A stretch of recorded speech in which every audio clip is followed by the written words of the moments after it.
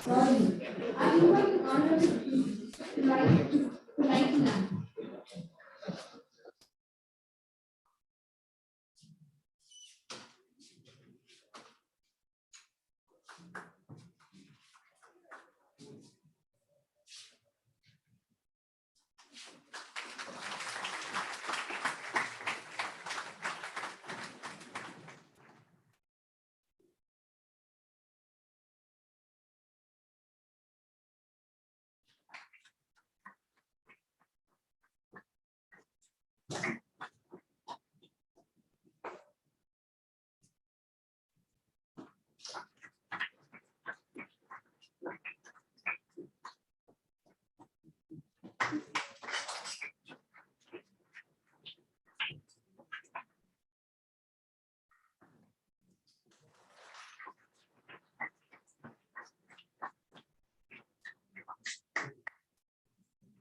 Thank you, degrees. Welcome, the challenges. Look for the opportunities in every situation to learn and grow in wisdom. Now I request Dr. Srikala, Associate Professor and Head CFRD, to welcome the gathering. யார் பேரு? சந்தீப். இந்த சந்தீப் தான். Sandhya.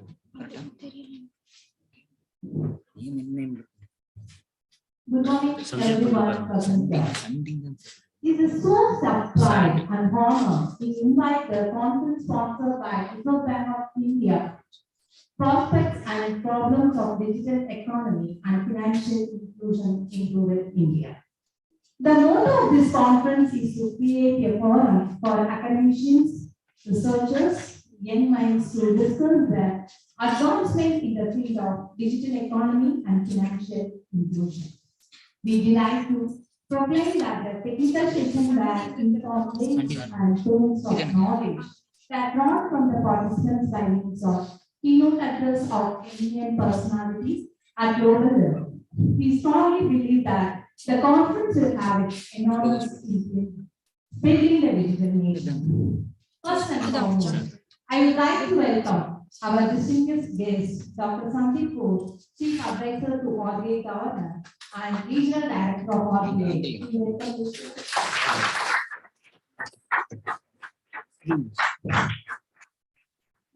I would like to welcome our Chief Guest of Honor, Dr. Annie Mary Fernandez and Mr. Fernandez. Welcome you, sir and ma'am. I extend our honorable chairman, Dr. V.P. Ramaswamy, for providing a great platform at every point of time in the exclusive in this assembly. Next, I would like to welcome our respected principal, Dr. S. Ramaswamy, for the guidance and support in all aspects. We welcome you, sir. And also, I welcome our advisor, Dr. S. Ramachandran, for guidance of our every steps and motivation. Welcome, sir. I'd like to welcome our beloved Dean, School of Commerce, Dr. K. Kumula Devi, for her constant help and guidance. Welcome to ma'am. I also do my special welcome to our convener, Dr. Shyam Sundar, Dean, School of Management, for his enormous support. Welcome to you. Next, I would like to welcome co-convener, Dr. SoM and Dr. Venata. Welcome you, sir, and welcome you, ma'am.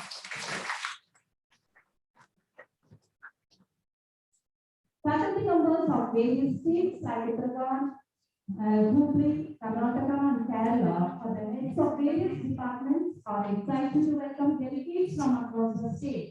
The primary objective of the conference is to enhance the research culture. I also extend my welcome to all the schools of management, staff, students, friends, and technical team being a part of our conference. India will be a global player in the digital economy. That is in the picture is word. Yes, it will be a very soon. It's now also it is a digital economy. Once again, I welcome you all. Thank you. Thank you, ma'am.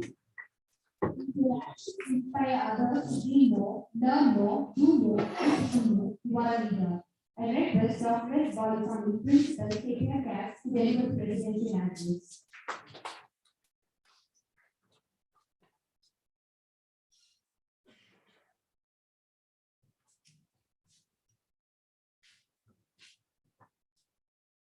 Good morning to here.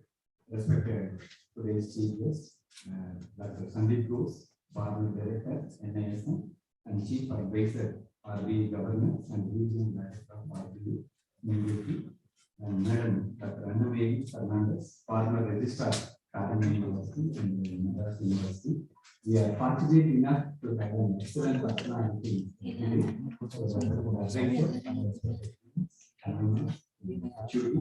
Faculty members and students from our own region and other states and students from the School of Management.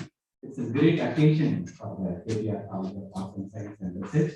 In this occasion, I would like to thank the Bank of India to contribute and money to conduct a timely seminar in the form of conference to enlighten the young minds. So I would like to thank the personalities for our day and like the Srikala to approach in a proper manner. In this occasion, I would like to thank our Honorable Chairman, KP Ramasamy, for providing all the facilities for the well-being of citizens of our country. The motto is to create a clear India. So the right topic chosen from the conference, the team members and the advisory board, prospects and problems of the digital economy and the financial inclusion in rural India, because the last few years, a huge amount of changes in both the external climate as well as internal climate we are facing. That too, for India, this week from 22nd March to 27th March, central government also celebrating the Global Money Week. So we are creating the financial awareness for the whole world with the help of all the regulatory authorities. I hope in this week, we are also decided to fix this program, especially this March last week. It's in high time. That too, now almost due to this digital economy, we are enjoying a lot of benefits. Till it's reached to the last person sitting in the rural India, the rural area. So that is the success of government as well as all the members also. At the time of doing online businesses or any type of online transactions, we should take care 200%. We should be alert in nature. So that is the main theme. The conference convener and the team members they decided the title in a fantastic manner. And the financial inclusion in rural India.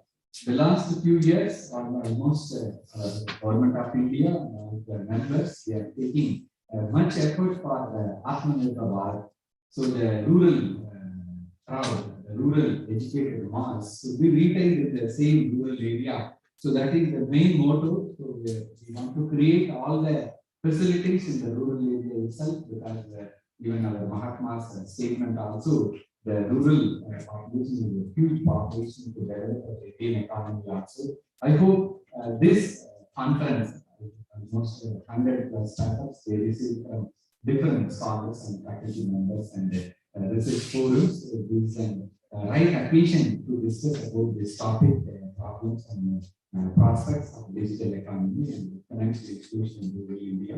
In this occasion, I request our young Indians, you can also have some brainstorming sessions in the form of question and answer at the time of technical session. You can utilize this opportunity for your well-being and your pathway also. So in this occasion, I would like to congratulate the organizers, conveners, and organizing team, the whole School of Management, taking very nice initiative to draw this conference in a highly effective and useful manner.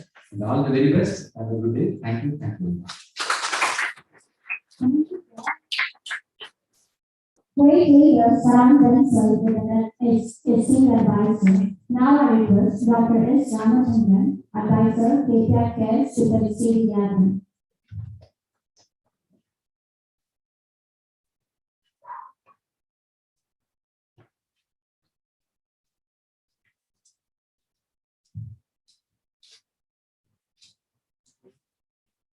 Greetings to all. Good morning. Most of the please. and students, faculty members. At the outset, I thank you for making me a part of this conference. And we are lucky and blessed to have two dignitaries, Dr. Samir Ghosh, SoM Director, Chief Advisor to RTA governments, should be a great personality in finance in India. And on behalf of all of you, sir, I intervene in the warm as well as Dr. Anil Fernandez, who has been an specialist in this meeting of special and former registrar of the university, and my colleagues and my dear friend and principal Dr. Balaswamy, and the deans and the organizers of the conference who have done a magnificent job to put this conference in place. It's a very appropriate topic because India is in a mode of transition. Maybe we are not yet fully transited from a totally non-digital state to a digital state. And we are a nation, more than, we are populated, consisting of 3,000 kilometers, both lengthwise and widthwise. And obviously with diverse languages, with diverse economies, we need to have a system which will be applicable to all. And one thing that we have seen in our generation is a totally non-digital way of question. Maybe I belong to at least 2 generations ago, older than you, I don't say about you, older than you. And we have been to a bank, carrying a passbook, and even if you want 10 rupees, you have to go to a bank and draw it. Today, if an ATM shuts down, for one day near your house, you get a month. Okay? That's the level of digital penetration. But it is necessary to think of two essential things.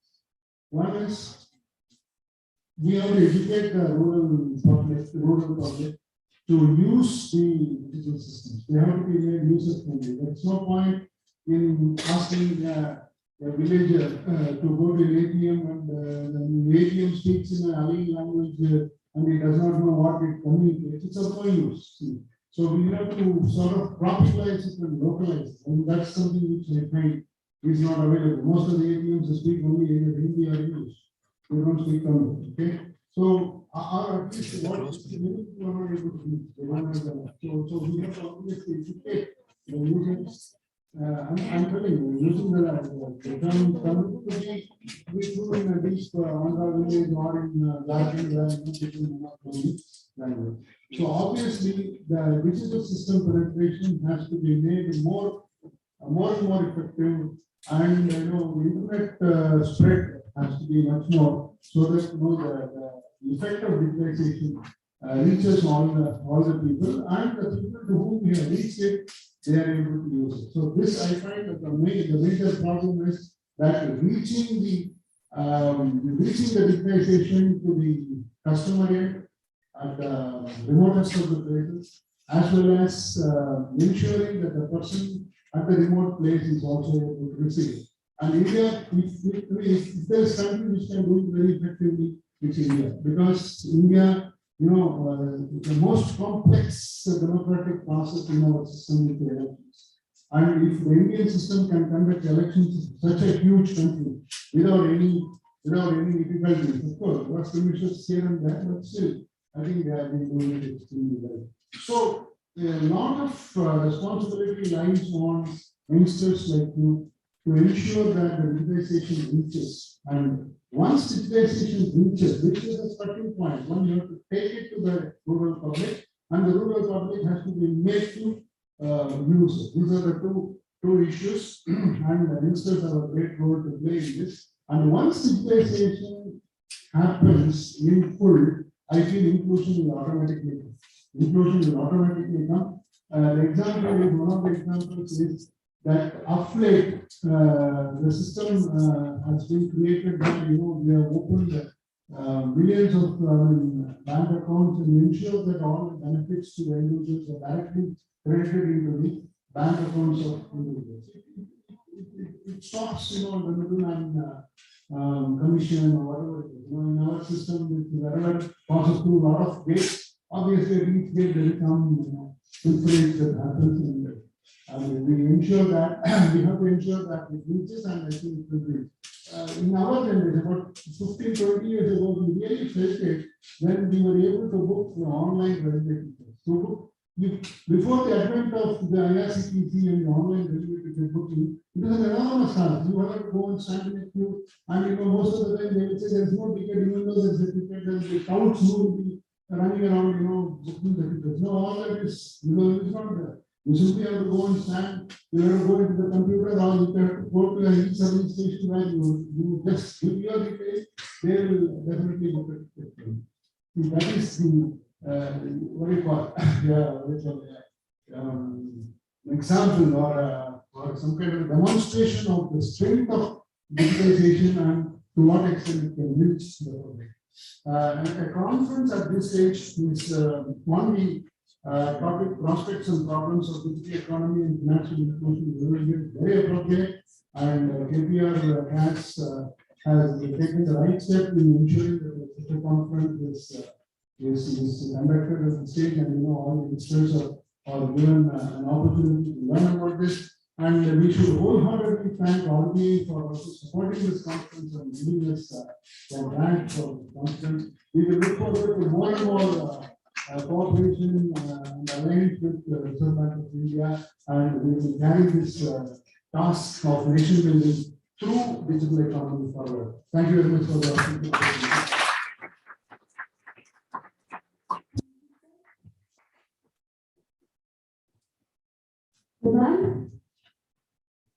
The man who interprets nature is always held in great honor. Now I call upon Mr. Rajeshwari, Assistant Professor, SoM, to introduce the guest. When you start each day with a grateful heart, life illuminates from within. Good morning to all our gathered here. It's a great honor in introducing our chief guest, Dr. Sandeep Ghosh, sir, former Director of National Institute of Securities Market, Chief Advisor to RBI Governor and Regional Director of RBI Delhi. Dr. Sandeep Ghosh is currently the Director in National Institute of Securities Market, NISM. Prior to joining NISM, he was the Head of Human Resource Management Department, Reserve Bank of India. Dr. Sandeep Ghosh has held positions such as Regional Director of RBI Delhi and Secretary to the bank's local board of directors in North India. Besides, he also served as a Chief General Manager and Principal of College of Agriculture Banking in Pune. Dr. Sandeep was instrumental in setting up the Human Resource Department in RBI in 1995 and headed the same during 2004 to 2007.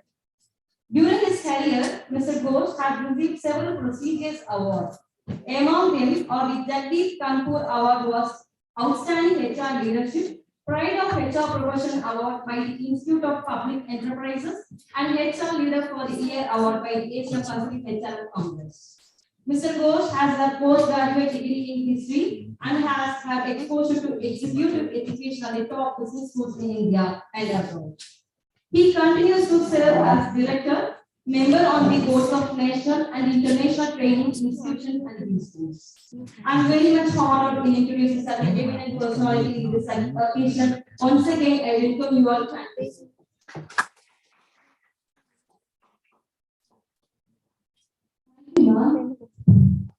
Now, invite our chief guest, Dr. Sandeep Ghosh, former Director to NSM, Chief Advisor to RBI Governor, and Regional Director of RBI, Delhi, to give a special address.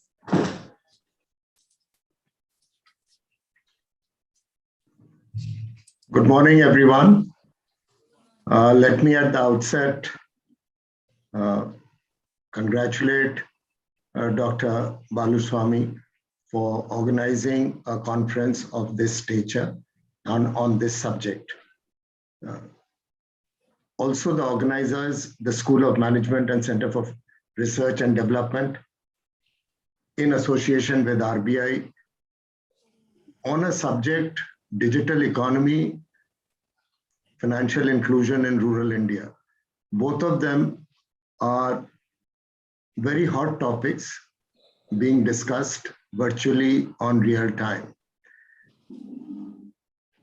Digital economy is a subject which most of us are popularly aware because we are residents of urban India and we are getting the benefits of digital economy virtually every day, anywhere, anytime, whether you need to make payments, whether you need to, even if you don't want loans, every morning your mobile phone is packed with service providers to offer you loan at competitive rates. Even if you don't want a credit card, every day your mobile phones and your emails are flooded with requesting you to take a credit card, and this continues. Leave aside the benefits which we have seen in the form of ordering a cab on your phone, booking a hotel, by seeing the exact room in which you would be staying across the globe, playing chess with anybody, anywhere. But digitization or the digital technology, whatever it has done to the financial services, is phenomenal. In the real economy, we have struggled over the period of years, and it has been most of a marathon run. In the digital economy, it is like a 100-meter sprint. And every time you complete a 100-meter, the fresh 100-meter is available to you with ample number of products. So, but India is a country with a lot of blessings, but at the same time, a lot of difficulty. Where if we actually take the internet users in India, they may be higher than any other developed country in the world. But at the same time, if we see people who do not have access to internet, they may be also larger than the population of most of the developed countries. So we have both the haves and have-nots in plenty.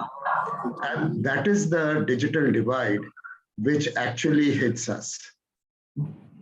Last 2 years during COVID times, digital divide got magnified.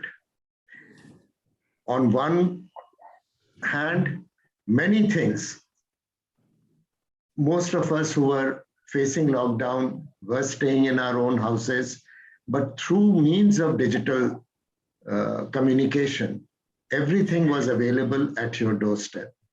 But the rural India got cut off. One benefit, of course, was there, and that was because of JAM, Jan Dhan, Aadhaar, and mobile.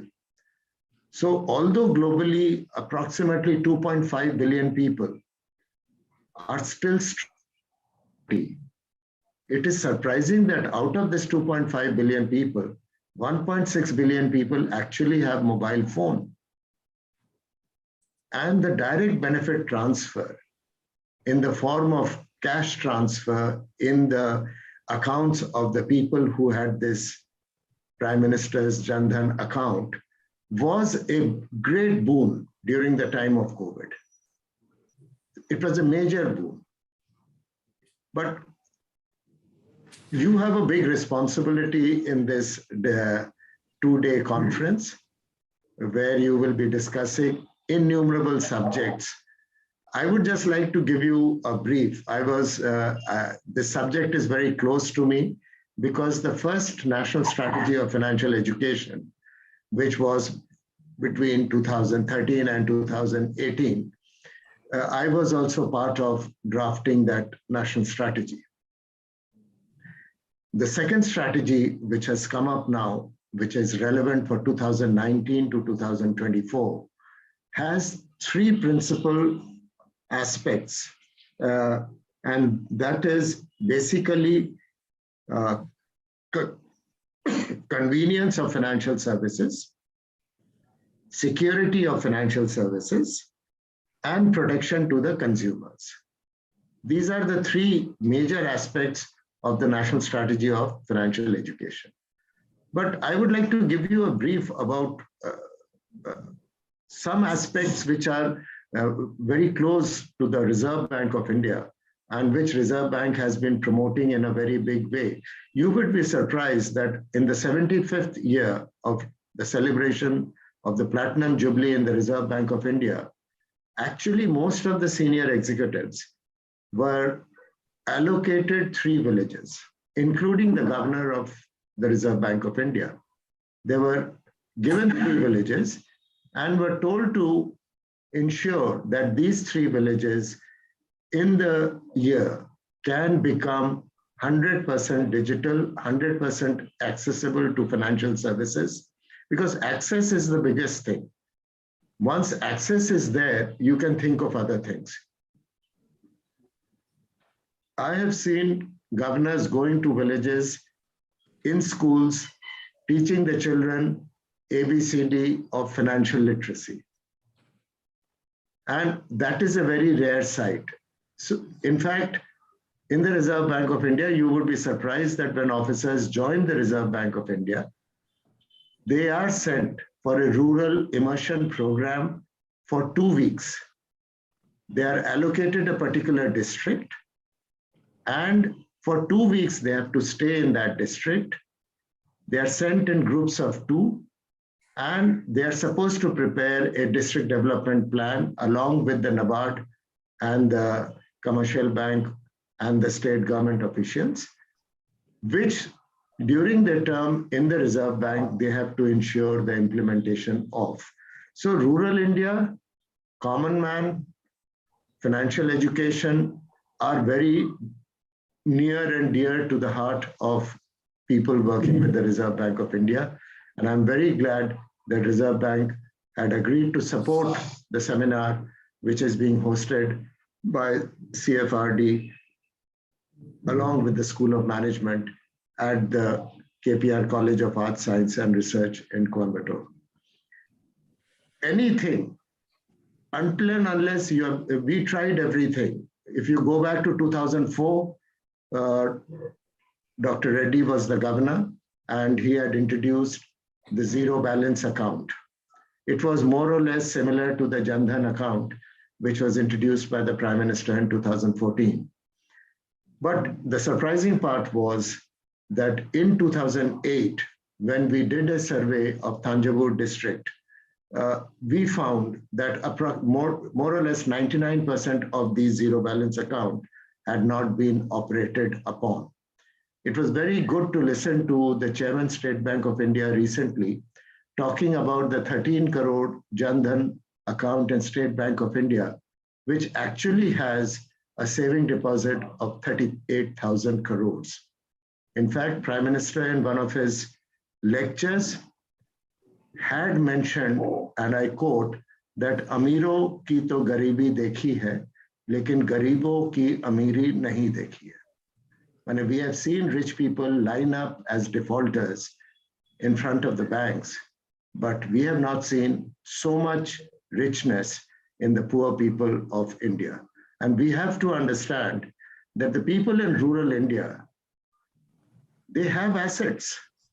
And these assets are intellect, these assets are labor, and these assets are their savings. If these can be monetized and created into financial products, they are actually asset worthy. It's not that they are not asset worthy. We need not forget that agriculture requires a lot of intelligence. It doesn't happen on its own. They may not be MA, BCom or BA, but they have the necessary intelligence and they have the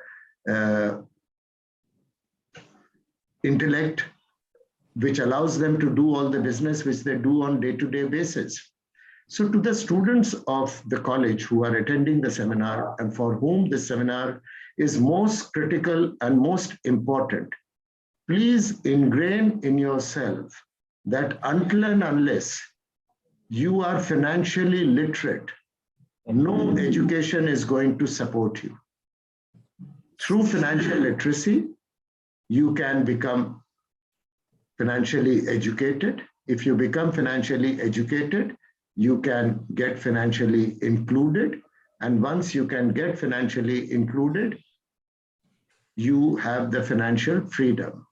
And the basic aspects of financial literacy is all the three. You should have knowledge, you should have attitude, and that attitude should be converted into behavior. Most of us have the attitude. Every one of us, if we are asked, if you take a loan, are you supposed to pay it back on time? Everybody says yes, but behaviorally they don't show it. If anybody is asked, how do you save?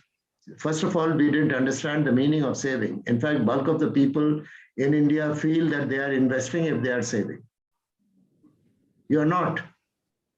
And I must say, Dr. Baluswamy, that when we were conducting a workshop for principals across the country, mainly for principals of schools and colleges, we found that the teaching community are very poor financial managers, very, very poor financial managers. Most of them retire with virtually subsistence level income. Because, and that is how we created a program in NISM when I was there. And this program used to be known as the first paycheck. Your financial planning starts on the day you get your first paycheck. If on that day you have decided to allocate your paycheck in different pockets, automatically you money. In fact, the underlying program First Paycheck is also planning for retirement. In today's time, especially the young students who are sitting here, who are product of the, because for them this word digital is very, very, very common, because they have all, they've been born in the digital age. They are part of the 21st century. But I'm sorry to say, bulk of them just use the digital facility. They are not able to actually take advantage in the real term. They take advantage to just meet their immediate needs. So, like digital very clearly says that it is backed with a lot of data, but that data is useless if you are unable to convert this data into information into knowledge, and that which sticks with you as a permanent knowledge is known as wisdom. So data, information, knowledge, and wisdom has to go hand in glove. If you end your day by just producing a lot of data and getting satisfied by what, because Professor Google is there, he satisfies each and every demand which you want to raise in yourself. So if you want to do anything, you do a search, you get the information, and that's the end of story. Please don't do it at that point. Understand that if I ask a student, what do you understand by saving? Most of the time, you will get an answer that you have an income, you have an expenditure, and whatever is left after you have spent from your income is your saving. No, it's a big no. You have an income, you have a saving, and whatever is left after you have saved is the money available to you for expenses. If you don't understand this, then savings will never happen. Because in today's consumer world, it would be very difficult to save if you are on a spending binge. Very, very difficult. So we have to understand that,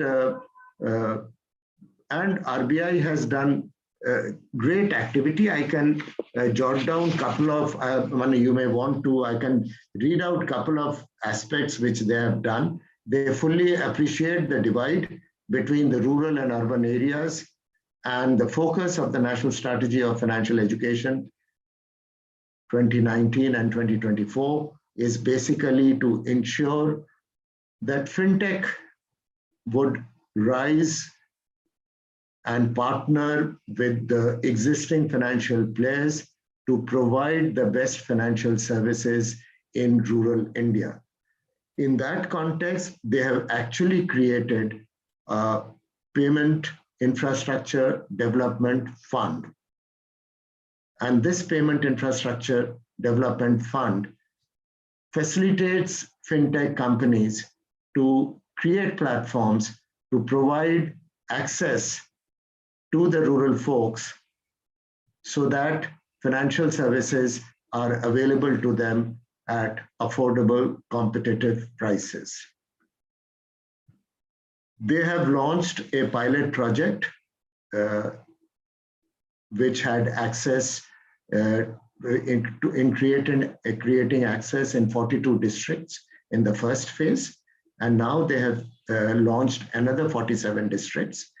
You will be surprised that the first phase financial inclusion in this 42 districts, where debit card, credit cards, different platforms, net banking, UPI, the success rate is approximately 98%.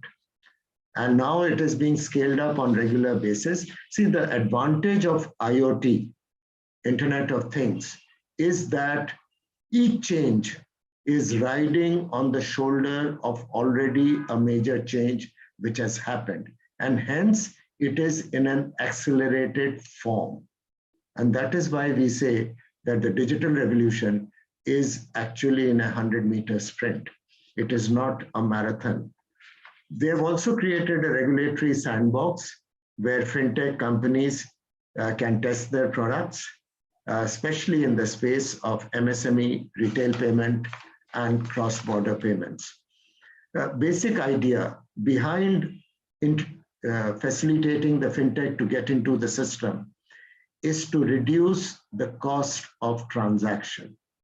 One of this, which is a recent development announced in the budget by the finance minister, is CBDC, central bank digital currency.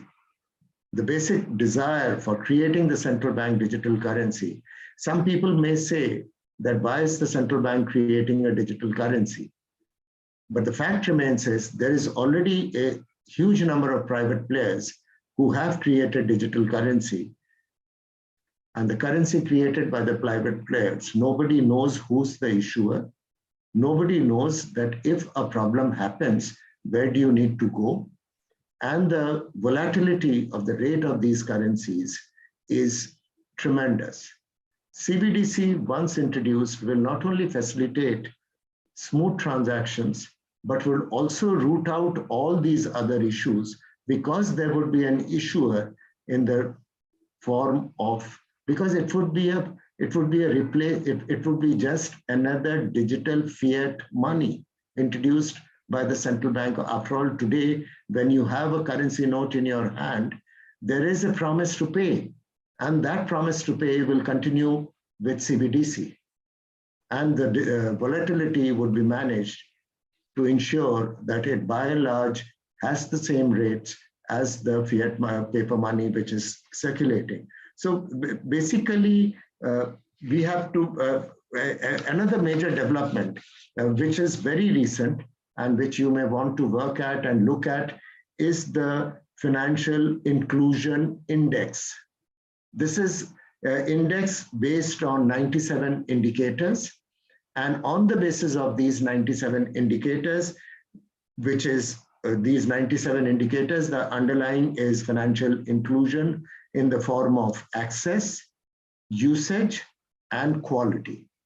So if access, usage, and quality is their financial index, and in a period of 1 year, it has the financial index, which is being measured on real time currently is more than 57% in the country.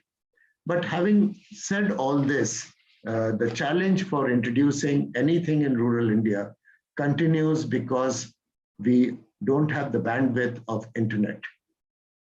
We are currently dependent on mobile and handheld ATMs and kiosks to facilitate all the access. You are aware of banking correspondents which are trying to touch the last mile. And I would say, in conclusion, I would say that what started in 1969 as the biggest financial inclusion program, many of you may not know it because you feel financial inclusion is a new term, but the RBI mandated the public sector banks or the nationalized banks that 40% of the net bank credit will go to priority sector. And this priority sector constitutes of the priority which we are talking about in the form of rural India, whether it is small scale industries, whether it is the services sector, whether it is agriculture, 40% of net bank credit. It is very unfortunate for a country like India that we are very poor where archiving things are concerned. We're writing out things which has happened because we are so caught up with what is going on today that we are not ready to document.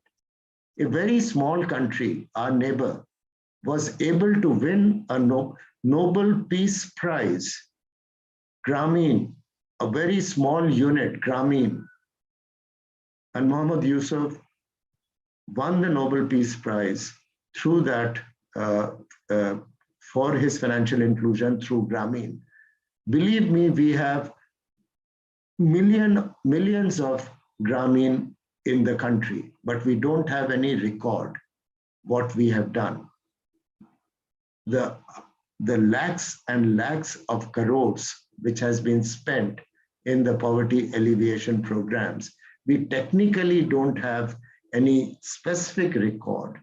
But Grameen had an advantage that because it was funded by foreign participants, they are very clear, whatever work you are doing, it has to be recorded.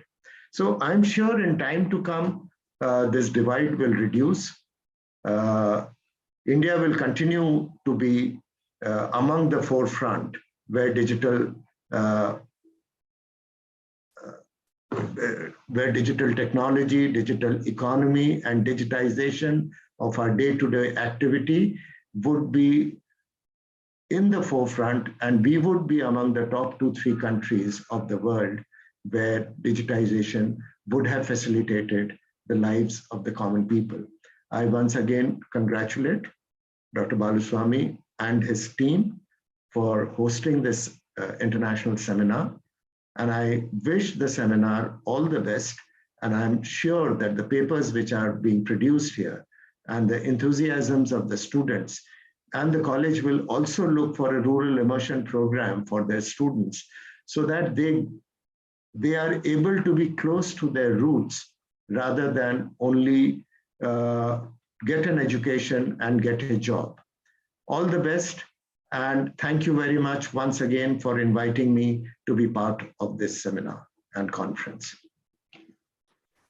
We request our guest of honor, Dr. Annie Fernandez, former registrar, Carver University and Madras University, to lead conference proceedings. And following is received by the advisor and principal.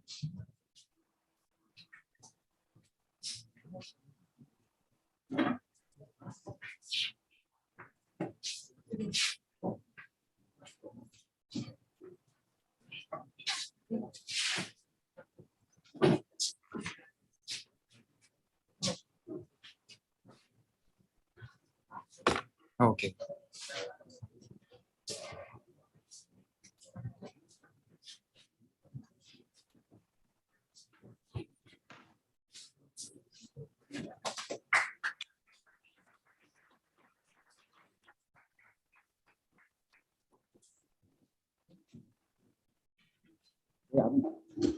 अभी centre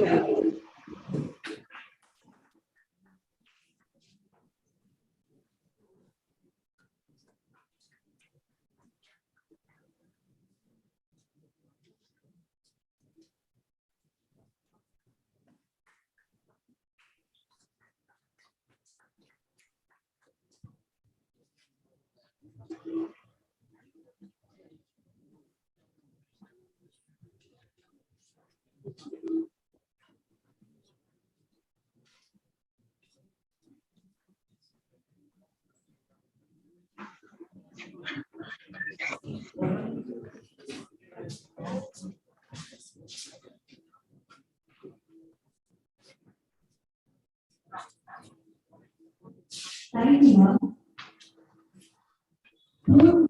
Level of interaction. It gives me a great joy to call upon our respected dean, Dr. P. Chandra, School of Management, to say a few words about the conference.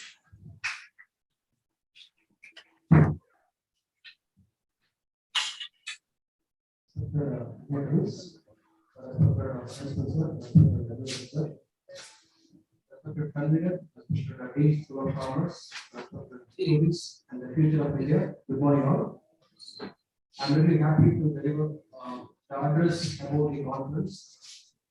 So today is an historical day for KPR College of Arts, Sciences and Research. Why I'm saying it's an historical day?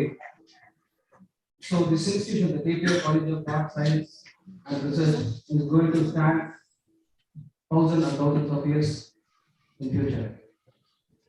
So I proudly say that with the able guidance of Dr. S. Paul Officer, Dr. S. Madam, the convener of this conference, I sent a proposal to the Reserve Bank of India and they received the conference, sponsored conference for this wonderful topic and the emerging topic. So we have conducted the KPR College of Arts and Science have conducted many programs and many conferences. In addition to that, so this is the first sponsored conference, national conference, and that too from Reserve Bank of India.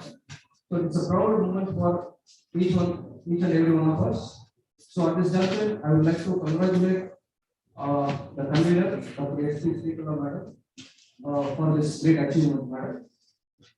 And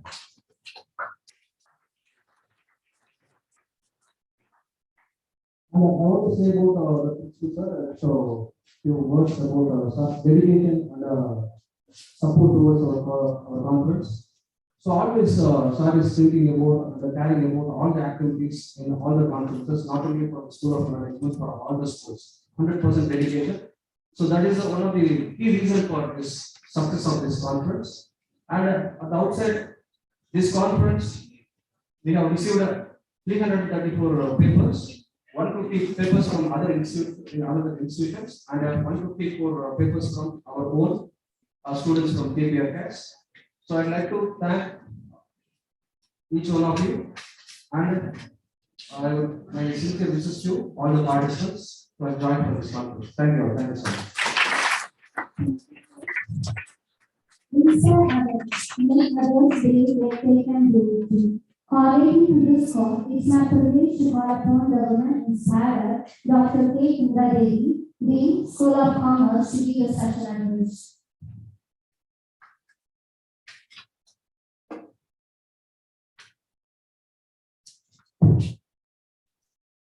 Most respected guest, Dr. Sandeep Ghosh, Former Director, MASM, guest our Madam Fernandez and Mr. Fernandez, Principal, Advisor, Dean, Heads of the Department, organizing team, participant, above all my dear children. Very good morning, all of you.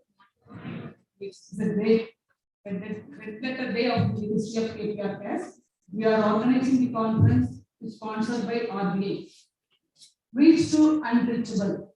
This is a core value of this conference. Our digital economy, they have three phases. One is faceless, paperless, then cashless. These are the three components the moving are ahead. With this aspect, Digital Economy Report 2021 says COVID-19 pandemic accelerate the growth of digitalization in different manner.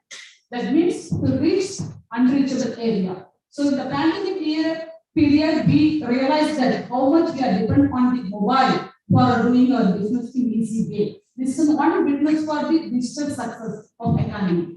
Number two, increasing digitalization of economy and society in the changing ways of people act and interact. This is another success of the digitalization. Then we go for rural economy financial inclusion. Actually, Indian economy, digital economy, and financial inclusion of rural India are two different buckets. How the buckets can be merged each other. That's the purpose of conference. Definitely, you people have a lot of potential to bring more value. How our Indian economy more vibrant for international friends. In this manner, I congratulate the entire team to take a very good team over here. It's a lead of the team. In this occasion, many entrepreneurs will be here. You are concentrating your values towards making our economy more sound in the year to future. Thank you all.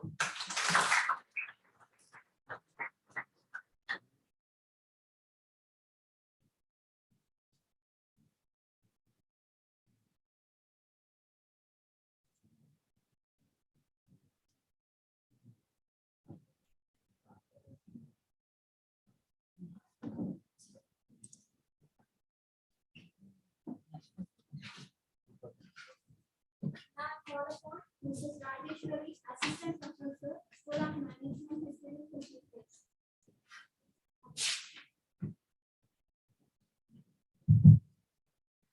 Always believing something wonderful is going to happen.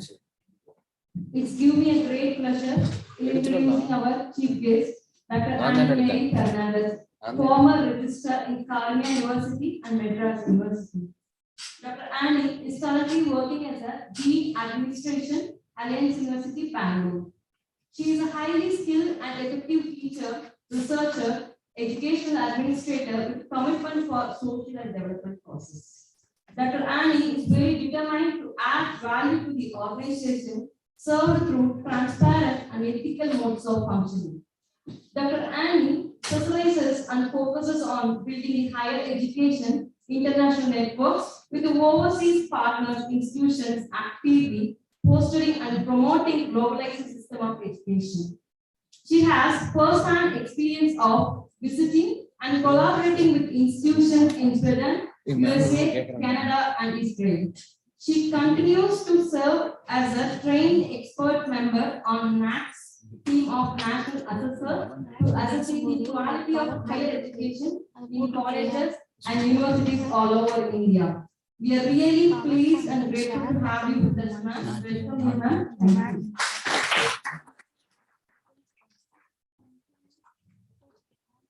It's a great honor to invite Dr. Annie Fernandez, former registrar, California University and Madras University, to address the gathering. I request his dignitaries on stage to occupy the front row.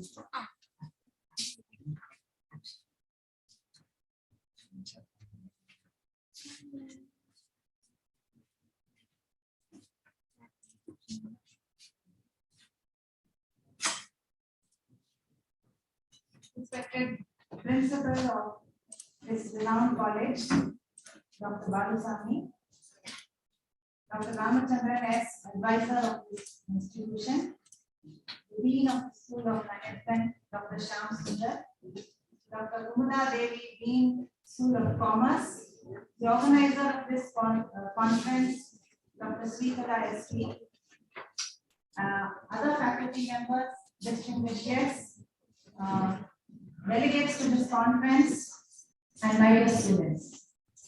It's a great pleasure to be in your midst this morning and to see all of you here sitting in our auditorium after such a long time. And the topic which has been provided is indeed a very wonderful topic. And at the outset, I would like to congratulate the organizers for getting sponsorship from the RBI and also for choosing such an excellent topic for this conference. I'm also happy that the participation in this conference has been really good.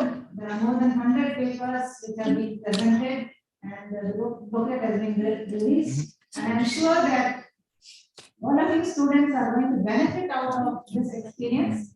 Not only the students, but also the faculty members and the research cell, which is going to benefit enormously out of the outcome of this conference. I'm happy that this morning we have listened to an expert from the RBI, Dr. Sandeep Ghosh, about financial inclusion and the financial fintech services which are provided by the Reserve Bank of India, and as an outcome of Digital India Initiative. We all know that this Digital India Initiative was taken in the year 1915 by our Honorable Prime Minister Narendra Modi, and from there on it has been progressing by leaps and bounds. So as he has said, it is like a 100 meters dash. It has been progressing very fast. My topic this morning is going to be more general in the sense I want to address all of you. I want it to touch all of you and also to ignite you to think deeply about some aspects of digitalization, and also to research some aspects of this which may have a lot of relevance for the current century in which we live. So my talk this morning is going to be beyond India's boundaries. It is because digital means, immediately when you talk of digital, it means the whole world. Right? It doesn't mean just India. India is a component of this digital economy, but it just means the whole world. I'm sure all of you have a digital device. Do you? All of you have a digital device? Yes. Because you have a digital device, you are connected to the world, right? So by one click of the button, you can access any information wherever in the world it may be, right? So you are really connected. So I'm going to address each one of you and the impact of what this is going to have in your lives and your future, right? Let me begin by quoting Charles Dickens. In his book, The Great Expectations, Charles Dickens begins this way: it is the best of times and it is the worst of times. Now, I should say that we live in times which are not really the best, it is also not really the worst. We are just getting over the pandemic, and during the pandemic, we have found that we have accessed digital resources more diligently. All of us know that, but for the digital services, we would not have had the type of lifestyle which we had during the lockdown and the peak of the pandemic. But the pandemic has really been very disruptive in the sense it has changed our way of life totally. Do you agree with it? Yes? Yes or no? It has changed your life totally. During this time, you did not have to visit college. No? You stayed at home and your teachers took what classes? Online classes. All of you attended online classes. Well, this is the first introduction to digital stuff for you. Let us talk about financial inclusion later, but this is the first introduction towards the digitalization for you, because all this while, right from standard 1 onwards, although you were born into a digital era, I'm sure all of you were born in the 21st century, all of you did not experience digitalization in education as you have done during the period of the pandemic. As an educationalist, right from the time I started administration, I've tried to implement digitalization in education very hard, but failed. But I'm happy that now, everybody has gone digital. And this conference also is a blended conference where you have, in-person presentations, and then you also have online presentations. So really, it has the pandemic, although it has caused a lot of post-traumatic stress to many people, it has been a boon for digitalization because it has helped all of us to get connected somehow digitally. Although we were not connected in person, we knew how to get connected digitally, and hopefully this will benefit all of you in taking you beyond the confines of this institution and searching for resources right through the world, right? So, to begin with, what is this?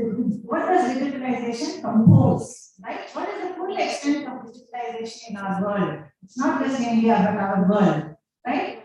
So, research in science and technology has given birth to supercomputers, which are increasingly faster and tinier, right? When maybe during the period when I was a student like you, a computer used to be the size of this room, right?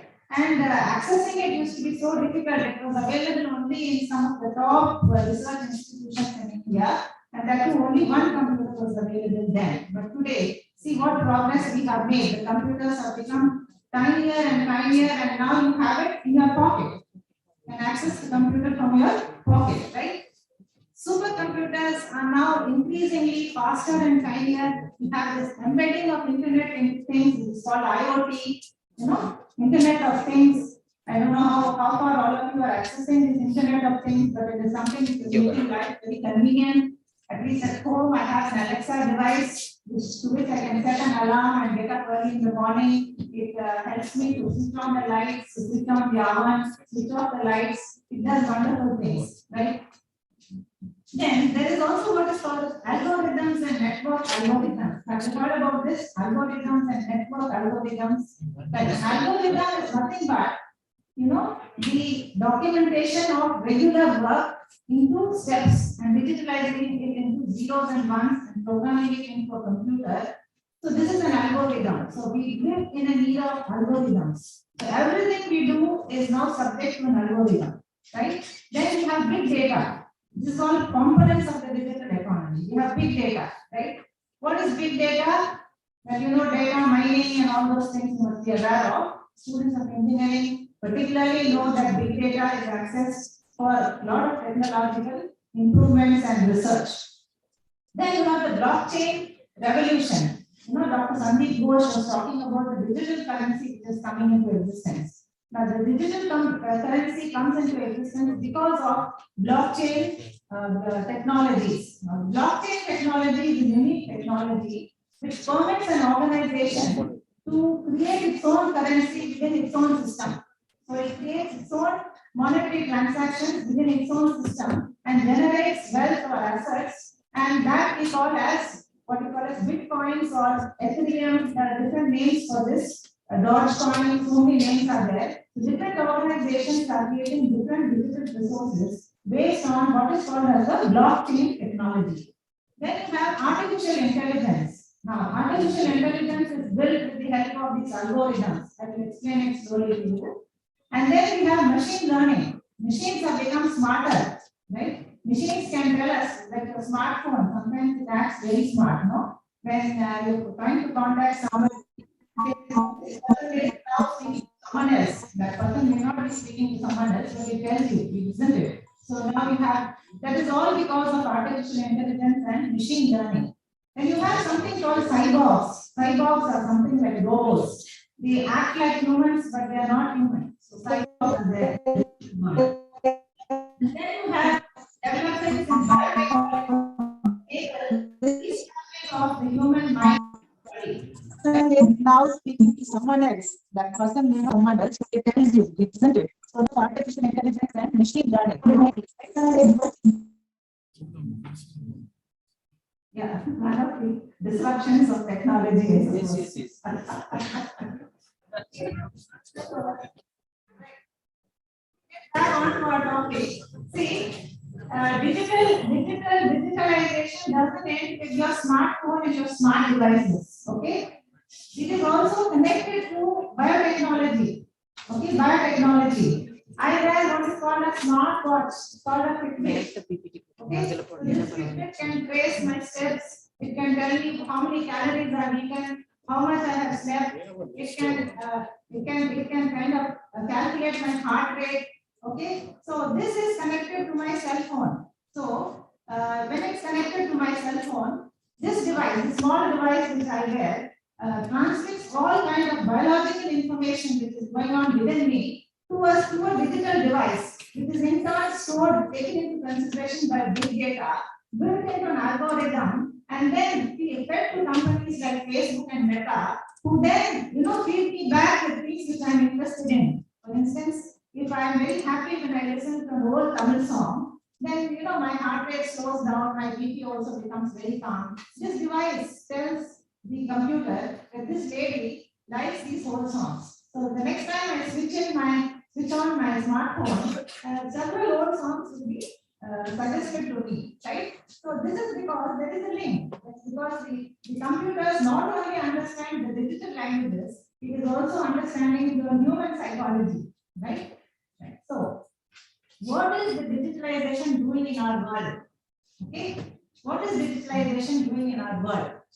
We humans are increasingly dependent on machines for decision making, right? Today morning I was coming to your college. I have not visited this place before. No, I have gone on this highway, but I have not come. I never knew there was such a beautiful institution with such lovely infrastructure and so many lovely students over here. But when Srikala madam extended this invitation to me, she sent me the link for your, the Google link for coming here. So I just had to switch on this link, and I don't have to ask anybody where the college is. Google tells me turn right, turn left. My driver follows the instruction, and I arrive at your college. So increasingly, decision making is being done by machines, not by human beings. Okay, and most probably you are also making use of Google to. When teachers ask you questions, you go to Google, search, get the answer, isn't it? Much easier. So things have changed dramatically because of digitalization. Today, IT, information technology, and BT have merged to codify our feelings, our emotions through electrochemical reactions reflected in digital personal devices and conveyed to machines which are capable of pattern recognition and which gets recorded in big data storage machines owned by Meta, Facebook, Alibaba, etc. Okay, so why do these people provide services free? Why is Meta free? Why is Facebook free? Why is Google free? Nobody gives anything free, right? They are giving it to you free because you are providing them with the data. Okay, the data which you provide them provides your inner psychology to these companies. If you are searching for a particular book, it will give you the advertisements for that book, or that publisher will give you all the advertisements. If you are searching for a particular article, it will give you all the things concerning that article, right? So these machines are providing this information not just because they are very large-hearted or they want to provide you with services. It is a business, right? It is a business, right? And today's devices are spying on us full time, and they give us information we desire and like. And we no longer control our decision-making process, right? So how much of time do you spend on your smartphone? I'm sure once you go into it, it's difficult to come out, right? Am I true? Yes? Yes or no? Yes. So once you go into it, it's difficult because you see one thing, it will tell you another interesting thing. You go to that interesting thing, another interesting thing will come. So what happens is, most of your time you're spending on these digital devices. Studies have shown that a lot of youngsters are spending almost 10 to 12 hours on these digital devices, which is preventing them from being very productive, right? So while this is a very good resource, it can provide you with knowledge and information, it is a great distractor. It is making use of you and taking your inner feelings and making use of it to promote some of the big companies who try to sell their products to you, right? So this is a hacking game. Have you heard of hacking? Right? Now all of us say that we want to keep our account safe. We don't want money to be hacked. But do you know that you are getting hacked? You are getting hacked. Okay? It's not. They are not after your computer or your smartphone or your bank account. They are after the organic operating system which functions within you. They are after your psychology, your brain. They want to take it over, right? So take it from me, they are not hacking. I mean, these devices are hacked by people who are devious mindsets and who are criminal, and ultimately they will land up in jail. But these companies are legally doing it. They are hacking into your organic operating system, which is the human system, right? Now, algorithms are watching us round the clock, and they know where we go, what we buy, who we meet. They monitor all our steps, all our heartbeats, breaths and heartbeats. Big data machines are learning constantly from us, right? So these machines, this Alexa device which I have at home, is constantly spying on me. Whatever I and my husband talk, it is spying, sending back the information to Amazon. So if you are talking about a particular product, Amazon will advertise it to us, say that it's available at 0.5% discount today. Today itself you buy, right? So it is forcing me to make a decision, forcing me to buy, controlling my behavior, right? So we are being constantly controlled and manipulated by these digital machines, and we are not even conscious of it. We are living in a matrix. Have you seen the movie Matrix?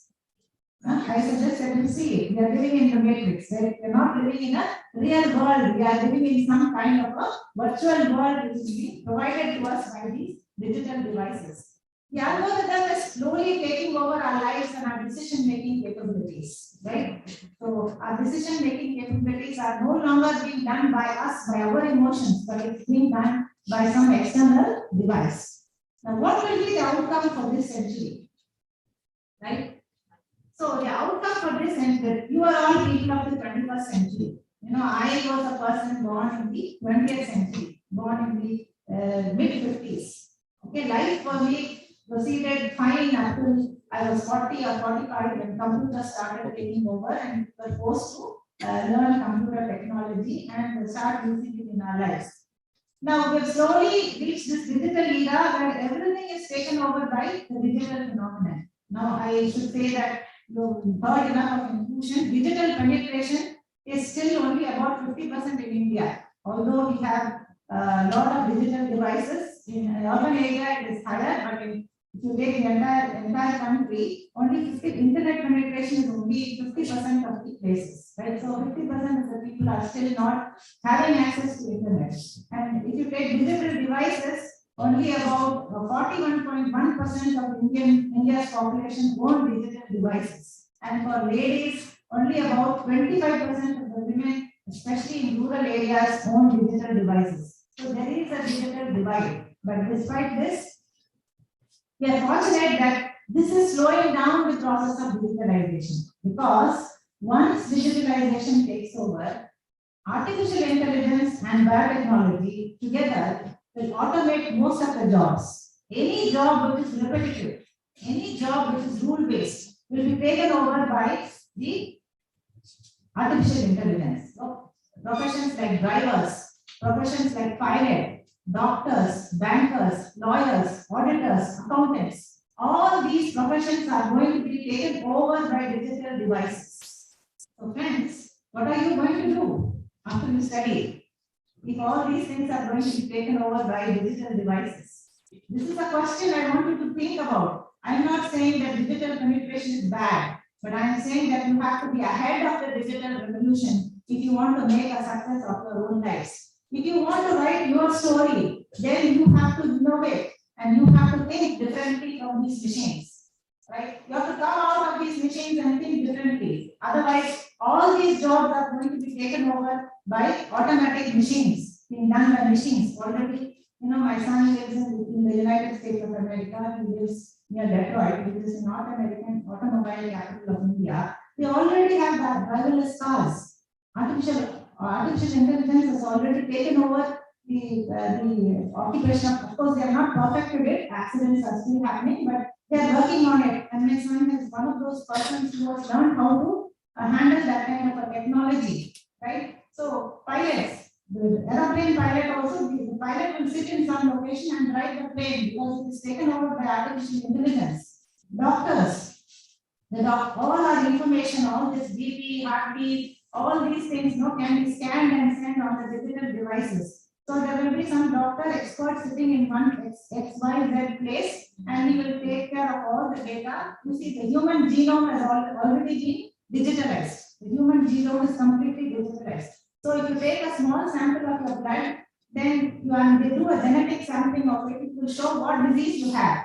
And the doctor sitting in some remote location can provide you the medicine. You don't have to go to any local doctor or hospital. All these professions are going to be taken over by the digital revolution. Okay? And we are going to replace human beings not 1:1, but 1:many. Right? So today, if I own a car, I have a driver. If there are 100 million cars, there are 100 million drivers. Okay? But once driverless cars come into existence, then what happens? What happens is these cars will be networked to each other. The cars will be networked to each other. The city will feed its traffic protocol into the cars.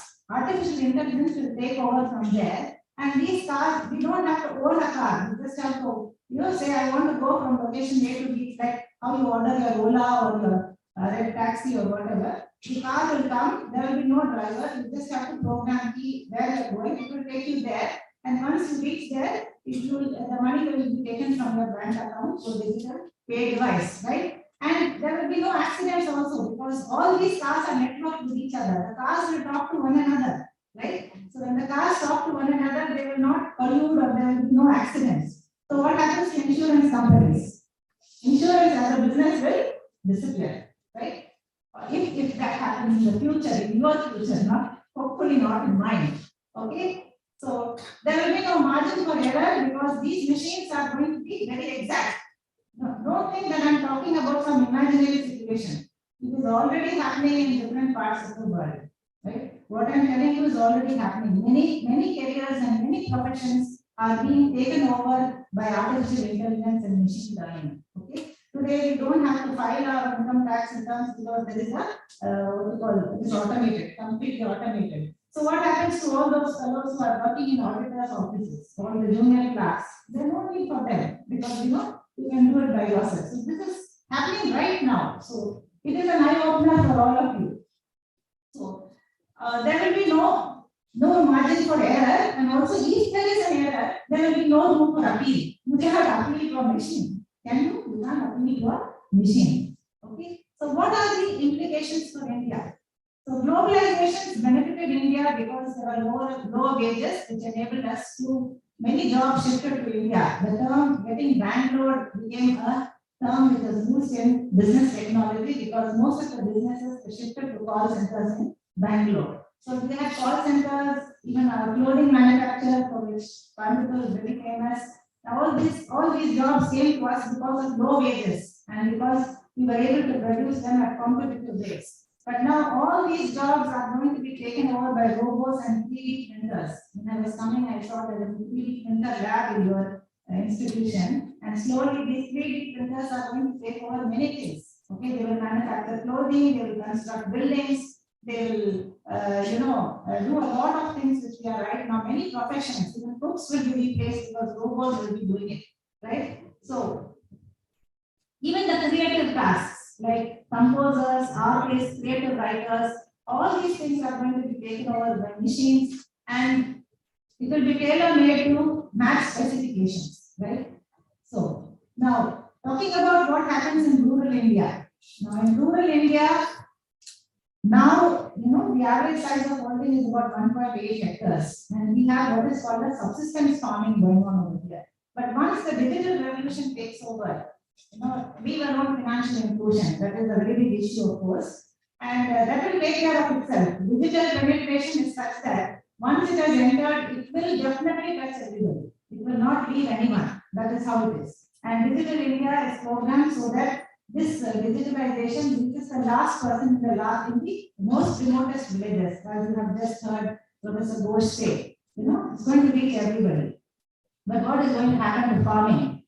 What will happen to farming is, these small farms will no longer be viable. So large corporations will take it over, these farms, and they will use advanced machines which are able to program weather, soil, water through information systems, and they will be able to produce all the food which the country needs with 1/3 of the present area of cultivation. It is good for us, but what happens to the farmer or to the rural person in India if he is not digitally literate, if he is not suitably trained or educated to cope with the digital era? This is my question to you. Okay, so we have to look up to this.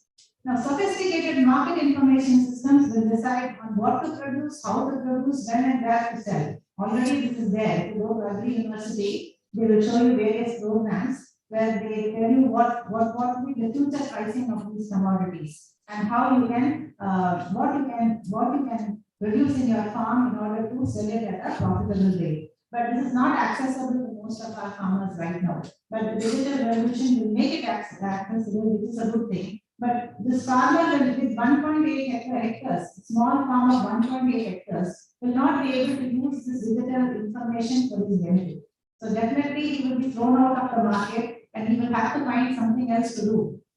So there will be chaos in rural India unless it transforms. Rural India has to transform. So how will rural India transform? It will transform only we are able to give skills, adequate skills to the last person. As Professor Ghosh rightly put it, we have to train these people not only to use digital technologies, but also to code machines, to repair machines, to repair artificial smart devices. So those are going to be the careers of the future. So, what is going to be the implications for governance systems? Now, democracy will most probably be replaced by digital dictatorship, where the people in power will be able to have complete surveillance over citizens and monitor their thoughts, feelings, the biometric devices, so that at the first sign of rebellion, they will be suitably dealt with. So, we are going to democracy. Friends, democracy was a very nice institution which led us through 3 centuries, from 18. Because the 18th century, the French Revolution, after that democracy took over. Democracy and liberal governance was a part of the system of governance in most of the countries, with communism of course being another model. But it was a very successful system and it has given us good governance up to this point. But now with digital devices, this is being challenged. So big data algorithms will be able to influence elections. They've already influenced elections. Okay, if you take the election in America, US election in America, then you will be the Brexit, plebiscite which took place in Britain, and then in the Indian elections itself, they have all been influenced by big data companies. So the company called Cambridge Analytica, which influenced the outcome of the elections. In India, IPAC, run by, I'm sure you should have known, Prashant Kishore, it's supposed to be very famous in predicting elections. Prashant Kishore's company used big data to make particular companies who are taking his services to get the best out of the elections. Okay, the free market mechanism, perfect competition, will be replaced by oligarchies which are managed by owners of big data. Already we know that in India, 2 or 3 companies are coming up very big. You take the Tatas, the Ambanis, you take the Adanis. These people are already becoming, capturing all the businesses in the country. Because why? Because they own data, they own the big data. Okay. Blockchain technology will create alternate monetary systems which elude the government monetary mechanism, rendering monetary policy ineffective. So today, the RBI expert was telling us about the digital India, digital currencies which the Reserve Bank is planning. Well, these points which I am telling you is very important for your research, friends. Why I am telling you is, in the previous century we had democratic governance, we had free market systems which decided how transactions took place in the marketplace. We had a good monetary policy which was able to meet the needs of monetary needs of the country. As an economist and a person who has a wide socio-political interest in the development of this country, I can tell you that your generation has to write a new story. Your generation has to discover something which is alternate to this democratic system, which will not fall prey to the digital devices. Because once the digital device take over, it is not the will of the people. It is the will of the digital masters. It is those who are able to manipulate big data. They manipulate you also. And once you are manipulated, you vote according to what the machine tells you, not according to what is good for you. Right? So your generation has to rewrite this story. The democratic story has to be rewritten by you. How will it be done? Only if you research, if you find alternatives, how you can develop better political systems which reflect your will. Because democracy is the will of the people. It is not the will of the machine. Okay? It is not the will of some website which tries to influence you and take you on a ride and making you to vote for a particular person. So you have to write a new story with regard to how the politics in the world is going to emerge. Okay, free market systems are very fair because they ensure that enough of commodities are available at competitive rates so that we could buy it from the market. The students of commerce, all of you know that the market is an enabling mechanism. It helps us to buy what we want, sell what we produce. Okay, but once big data takes over and a few companies are there, they become monopolies. And once these monopolies or oligopolies come into existence, they will be the dictators of the price. They will be the dictators of quality. And no longer, the consumer will no longer be king. Big data will be the king. So you have to rewrite the story of the free market mechanism, right? So you have to discover through your research, you have to discover what is it which is going to replace the free market so that you still have the advantages which the free market is able to provide to you, right? So this is a challenge to you, friends. The blockchain will create what you call Bitcoin. Bitcoin is one of the items which you have taken. Now, Bitcoin is not a currency because it is not authorized by any government. If you take a currency note, it says, I promise to pay. And then there will be this picture of Mahatma Gandhi and the signature of the governor of the Reserve Bank. So the government is taking responsibility when there is physical currency. Digital currency is more or less the same because the same physical currency is being linked. When you are using it through ATM or through let us say online transactions, still you are dealing only with the government currency.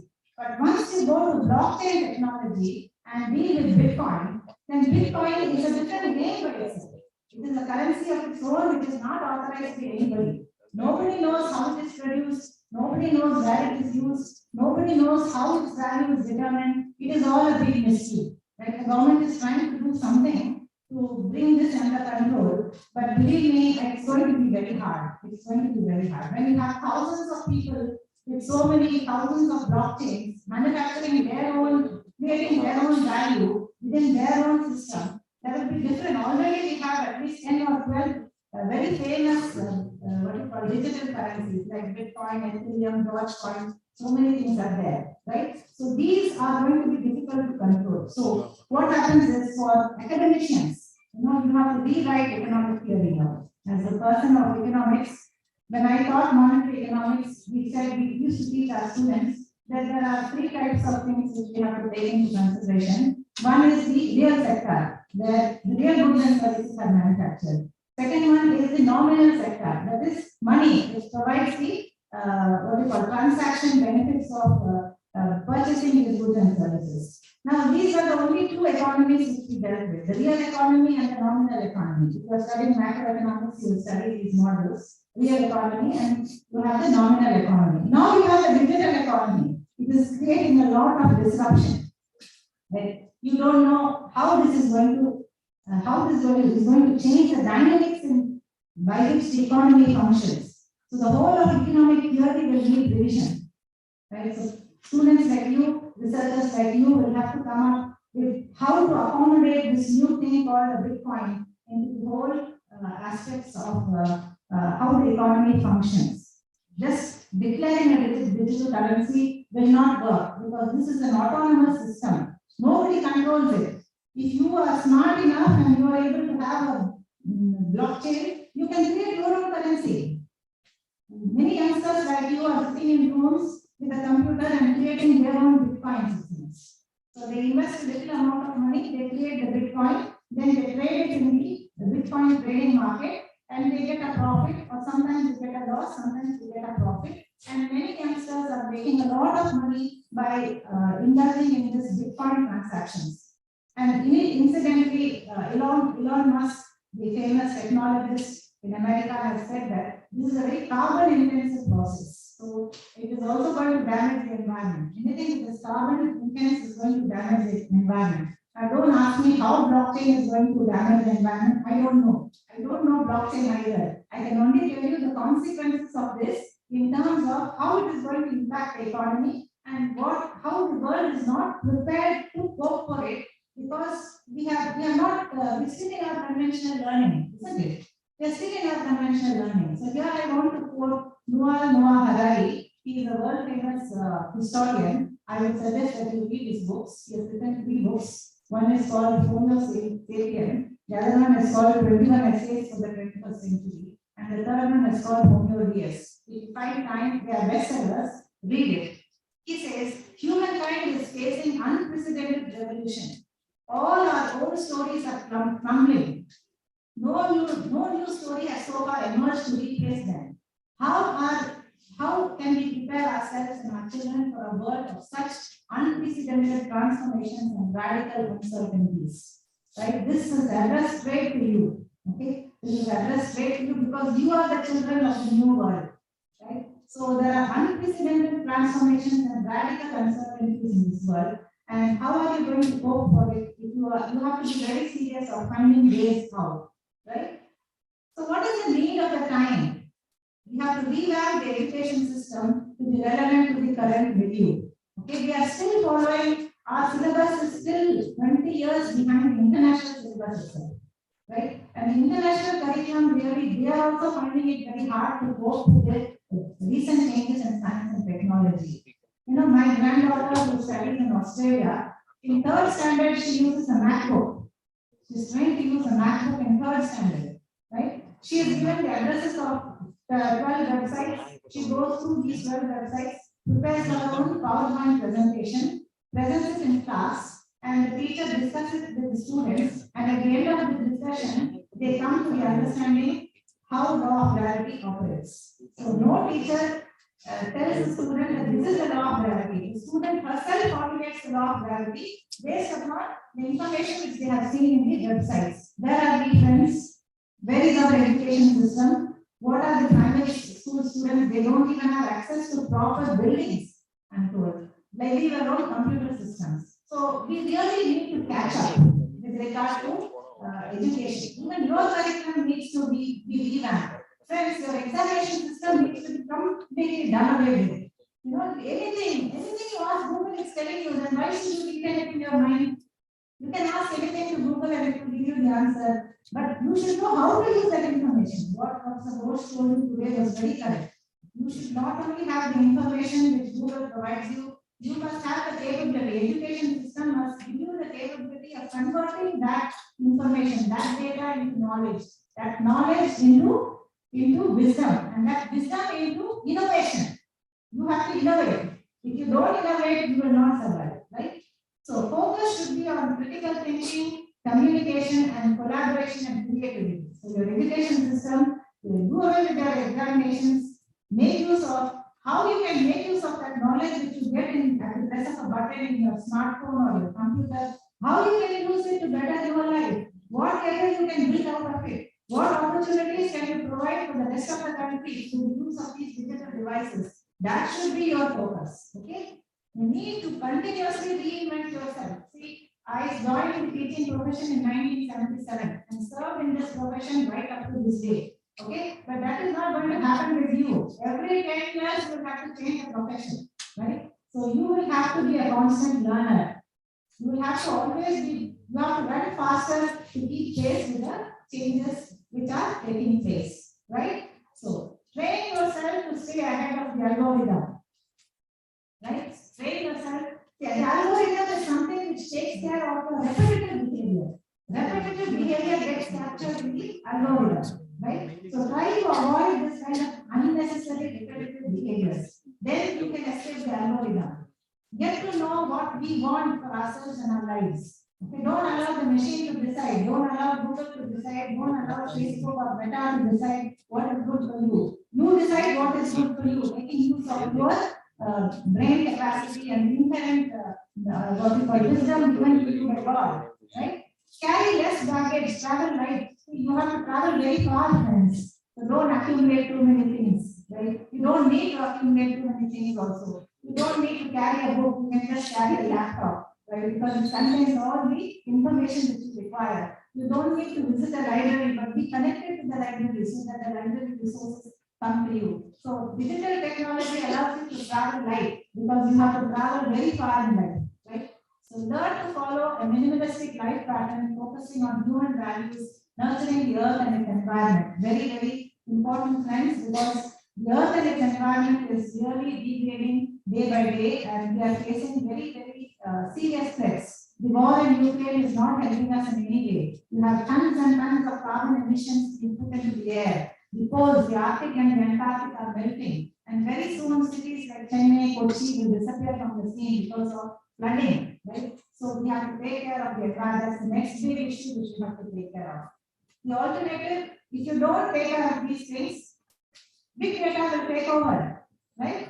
So alternative is to allow big data, and those who own it, those who own big data will rule the world, right? Even now, Microsoft, Bill Gates of Microsoft owns most of the world because of his Windows operating system. Elon Musk owns so much of it started because of this space technology. And Jeff Bezos is another person to Amazon, is owning so many things. So these big data fellows will rule the world, right? And these fellows are also willing to escape the world because they have all started experimenting in space technologies. All of them want to experience zero gravity. They want to go out of the world. So you and I better be equipped and be ready to face these changes which are going to be so disruptive in our world. So if we don't take care, then it's going to be extremely difficult. We have to write our own story. You have to write your own story for this generation, right? So just like the French revolutionaries wrote the story for 3 generations to come. They said liberty, the freedom,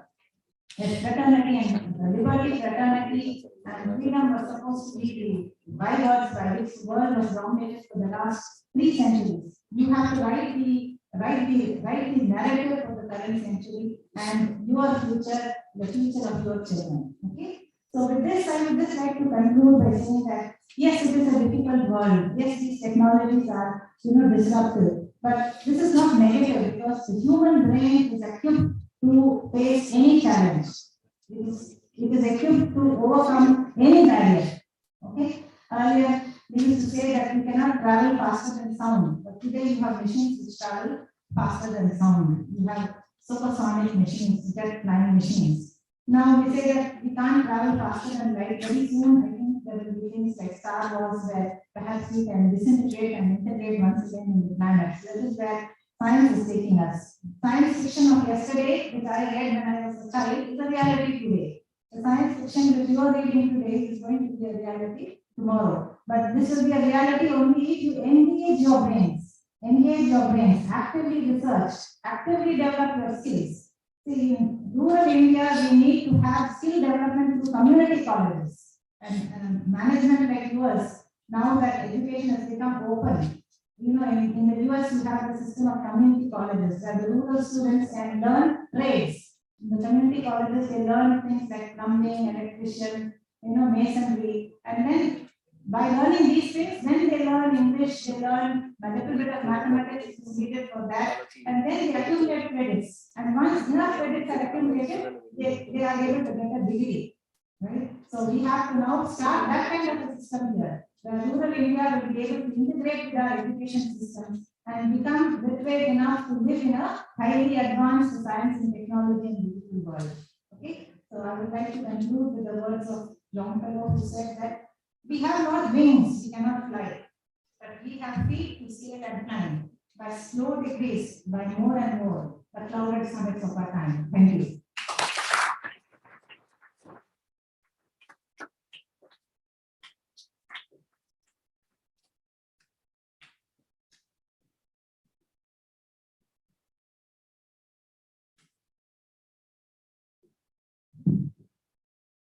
Thank you, ma'am, for your time. Now I request our advisor, Dr. Islam, to honor the Dr. Anand. புரியல sir என்ன sir சிஸ்டத்துல இல்ல sir invitation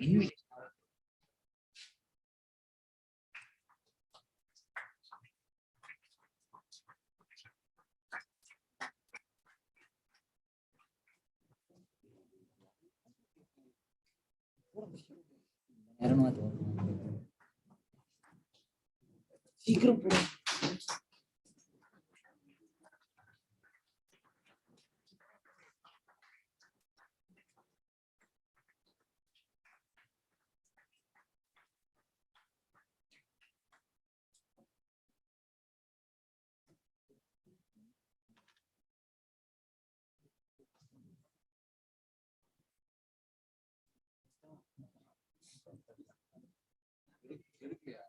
என்னம்மா சரி விடு We have short tea break. Tea only for the outside students are given in your reception table. Kindly select them. Usually guide our students.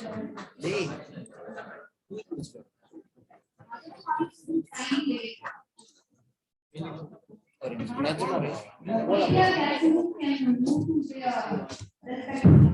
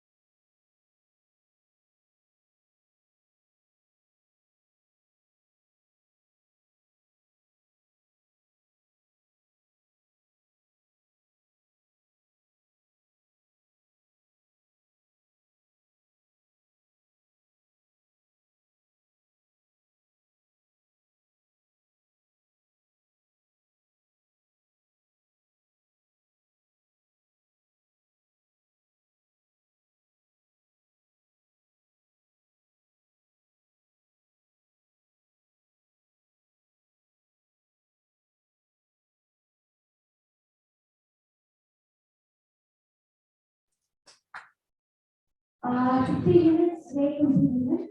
So assemble well after 15 minutes.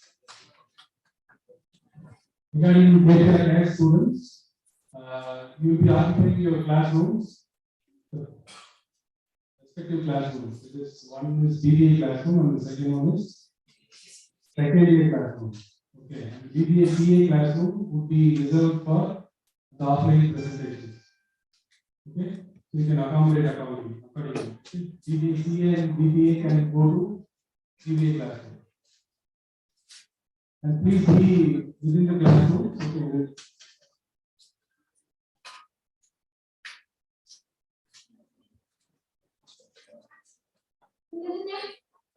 Third DDA, second DDA, DDA CA, first DDA, all combined after 15 minutes to the same time, right? Till 1 o'clock, the program will be taking place here. The presenter will be presenting, so you be the audience to witness it. Okay, right? So I am repeating it.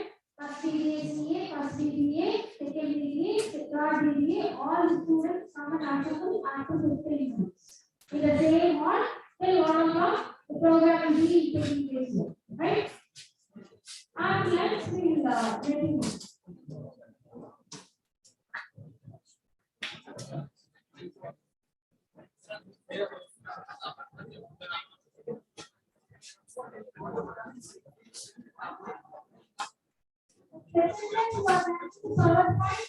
Kindly bring us to the we got it in the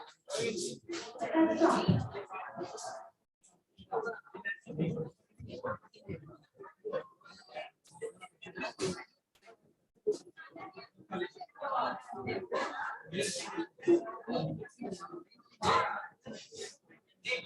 Live stream 15 minutes off.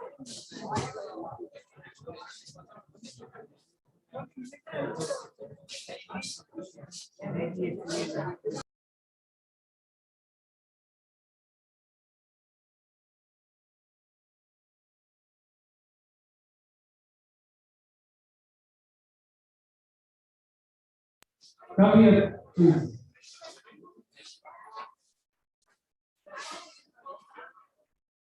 The visitors are requested to go to KPRCAS campus, in which there is a coffee house, Analakshmi coffee house.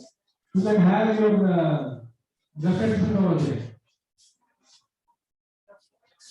Now, volunteers, please guide guests from other colleges to our coffee house. Ask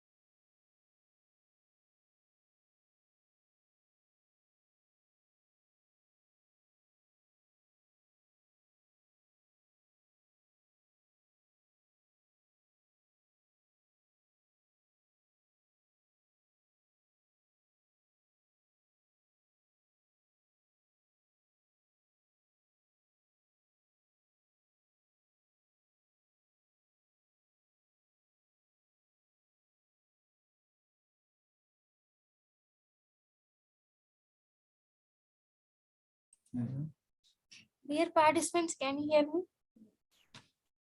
Admit all.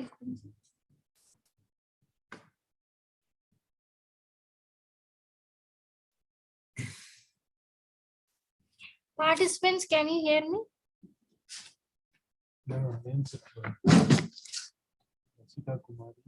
Rashika Kumari, can you hear me? Nanda Kumar?